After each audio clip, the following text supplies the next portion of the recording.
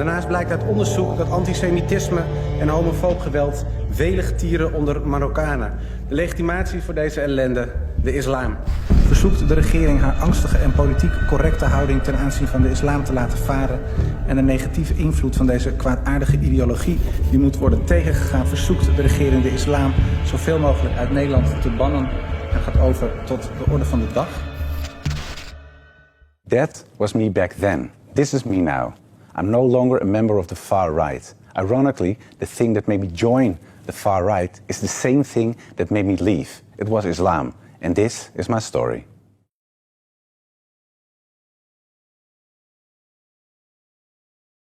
My name is Joram van Klaveren and I'm a former member of the Dutch Parliament who represented the Party for Freedom, the anti-Islamic nationalist party of Geert Wilders. For years, I gave everything I had to fight against Islam. I tried to make legislation to shut down all Islamic schools in the Netherlands. I attempted to close all mosques, ban the Quran and ban Islam altogether from the Netherlands. As a Dutch politician, I opposed Islam in every way possible. Then, in 2017, I left Parliament and finally had the time to fulfill a long-held desire to write an anti-Islam book. I wanted a book that would provide conclusive theoretical groundings for all of the objections I held against Islam as a politician. My book would settle the dispute about Islam with a clear conclusion. Islam is a danger to Europe, to America, to the West and actually to the whole wide world. Before writing my book, my view about Islam was influenced by the conservative Protestant environment of my upbringing, in which other religions, and certainly Islam, was definitely seen as wayward and wrong. I was also influenced by the cultural aversion towards Islam that many Europeans have, which was a result of their historic clashes with the Islamic world. And of course, the fears and worries I experienced during years of studying comparative religion at the university formed my opinions. Remarkably, my studies at the university actually began on September 11, 2001. Many horrors would sadly follow, inside and outside of Europe, from the murder of columnist Theo van Gogh to kidnappings, anti-Semitic terror and beheadings, to haphazard stabs, truck attacks and suicide attacks, to the proclamation of the Caliphate by ISIS. There were even Muslims from the Netherlands who traveled as jihadists to Syria. These events confirmed and deepened my negative feelings about Islam and motivated me to join Wilders' party. I believed that Islam should be fought wherever possible. But as I began writing my book, I came across information that was at odds with the ideas I had. I learned that many of my ideas about Islam, stated by Orientalists, far-right Westerners, and even Islamic extremists, had little or no basis in historical Islam.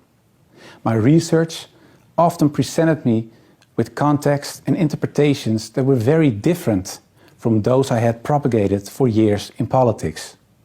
A more nuanced image of Islam slowly developed in my mind.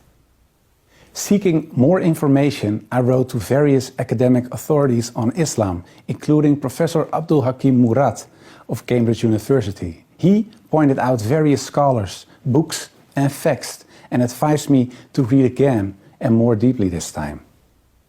One by one, my objections to Islam vanished. Islam was no longer a religion that promoted violence, hatred and anti-Semitism, or a religion that categorized women and non-believers as inferior humans and stridently opposed democracy.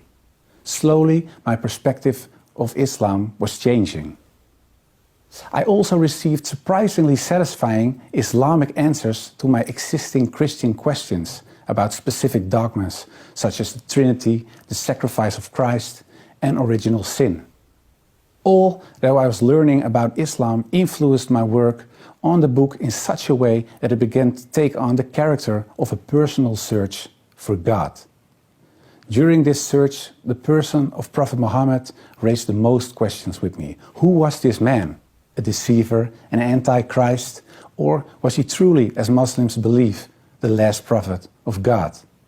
I started to read again about his life, but now without the previous biases I had. And I saw a more than special man, a man with almost supernatural patience, care, love, guidance, and above all, dedication to his God and to his mission for justice. The arguments against his person and against his prophethood disappeared as I made a comparison with Old Testament prophets. In fact, I now understood what the 19th century historian Thomas Carlyle meant when he wrote, "The lies which well-meaning zeal has heaped around this man Muhammad are disgraceful to ourselves only." Like all radical ideologies, the far right is toxic too. It presents a reality that strips away all nuance. It answers real problems with lies, and it fights against a religion, Islam, that is not the enemy. The real enemies are a deficit of empathy and ignorance, like the great philosopher Socrates already said. So let us read, study and learn. Extremism is not the answer. My name is Joram van Klaveren for the Emir Stein Center.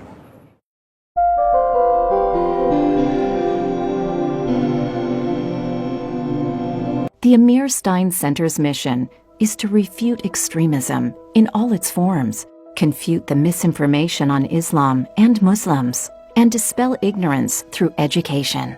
The center also aims to build broad-based coalitions of clergy, intellectuals, academics, and other influencers who recognize the seriousness of this crisis and the importance of addressing it effectively and immediately. The ultimate goal of the center is to promote empathy and understanding through religious and cultural literacy.